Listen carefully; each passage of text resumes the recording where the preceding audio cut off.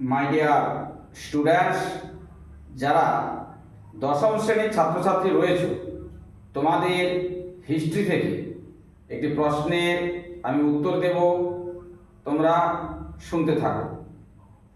প্রশ্নটি হলো, কে কবে সতীদাহ প্রথা রদ করেছিলেন? এই প্রশ্নের উত্তর দিতে গেলে আমরা কি বলবো না,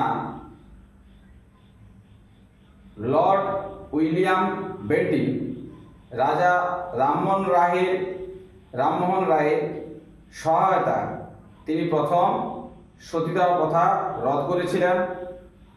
সময়টা হলো 1829 খ্রিস্টাব্দে 4 ডিসেম্বর।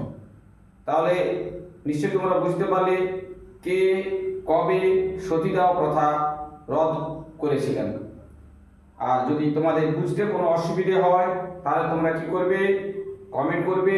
আর যদি বুঝতে পারো তাহলে চ্যানেলটা ফলো দিয়ে সাবস্ক্রাইব করে পাশে থাকবে এরকম সুন্দর সুন্দর নতুন প্রশ্নের উত্তর পাওয়ার জন্য।